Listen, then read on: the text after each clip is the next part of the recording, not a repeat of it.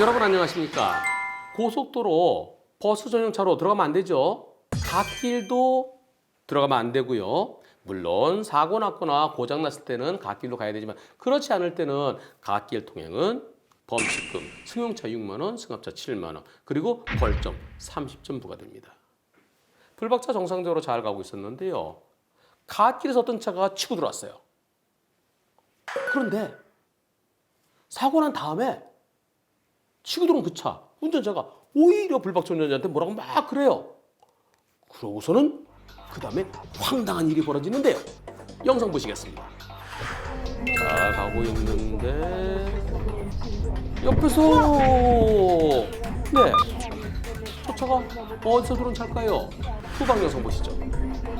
불박차 옆에 갓길에 차가 안 들어오죠? 저기서 저 차가 치고 들어온 겁니다. 앞으로 똑바로 갈 때는 옆에 갓길에 다른 차가 있나 없나 볼 필요가 없죠. 똑바로 가고 있었는데 그런데 뒤에서 오던 차가 앞으로 들어오면서 사고 난 겁니다. 당연히 상대편 운전자가 죄송합니다 할 거 생각했는데요. 그게 아니었어요. 그 다음 상황 영상 보시죠. 상대편 운전자 차에서 내립니다.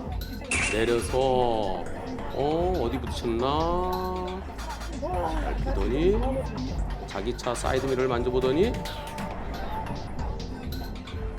뭐라고 막 그러네요. 네, 뭐라고 막 그래요. 네, 그리고 휘청거리네요. 그리고 차에 다시 올라탑니다.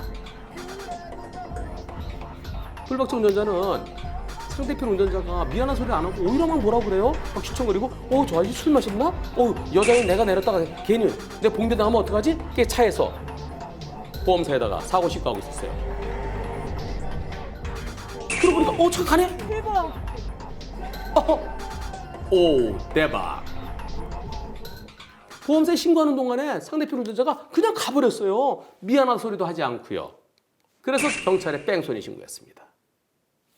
몇 시간 후에 상대편 운전자를 찾았는데요. 음주 측정했더니 음주 아닌 걸로 나왔어요. 자, 이번 사고에 대해서 첫째, 과실 비율은 몇 대 몇일까요? 그리고 상대편을 뺑소니로 신고했고 뺑소니로 조사 중인데요. 상대편 운전자는 어떠한 처벌을 받게 될까요? 우선 과실 비율. 불박차가 잘 가고 있었습니다. 정상적으로. 상대차가 앞에 안 보였어요. 만약에 상대차가 갓길 쪽에 가는 게 보이면 갓길에서 언젠가 내 앞으로 들어오겠지. 그럼 그 차를 보면서 내가 양보를 해주든가 아니면 나중에 오세요. 나중에 들어오세요. 라고 하든가 했어야 되는데 왜 그렇게 못했느냐라는 측면에서 불박차에게도 잘못이 있다고 할 수 있습니다. 하지만 그 차가 불박차 앞에 없었어요. 불박차 똑바로 가고 있었어요. 그 차는 뒤에서 오다가 불박차로 들어오다가 탈취기죠. 실패한 탈취기는 100대 0입니다. 갓길로 뒤쪽에서 어떤 차가 내 앞으로 들어올 거 그것을 대비해야 될 의무는 없습니다. 그렇게 운전하는 분이 없지요. 따라서 과실 비율은 따질 것도 없이 100대 0입니다. 남는 건 뺑소니인데요. 뺑소니는 두 가지가 있습니다. 남의 차를 망가뜨리고 그냥 가는 거.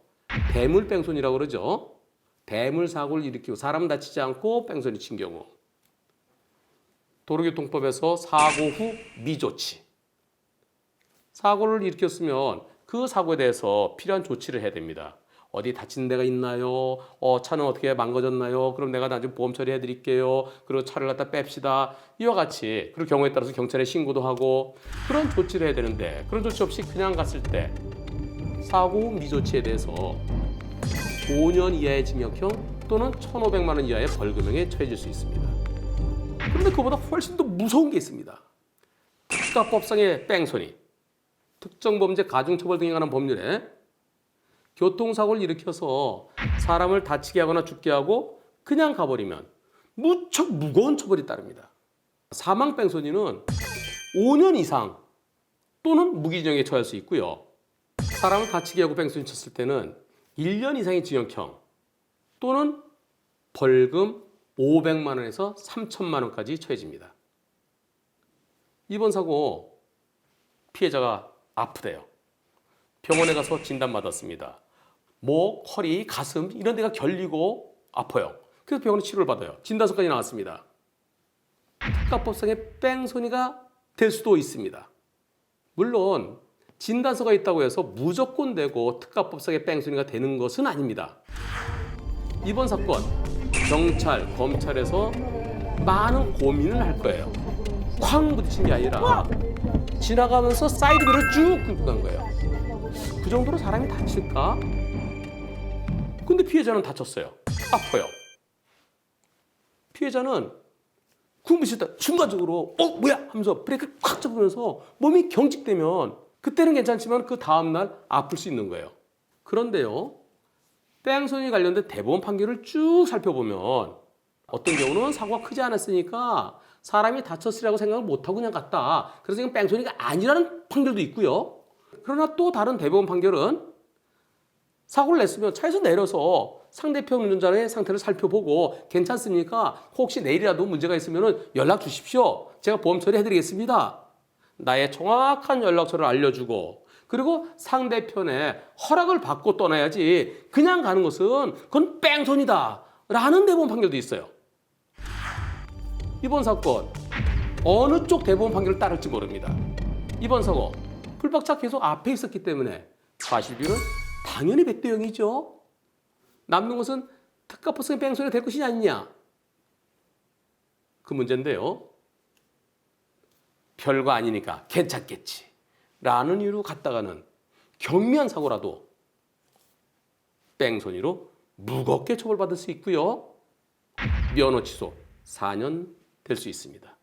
따라서 사고 났을 때는 아무리 경미한 사고라 하더라도 또 내가 바쁘다 하더라도 반드시 상대편의 허락을 받고 동의를 받고 떠나야 됩니다.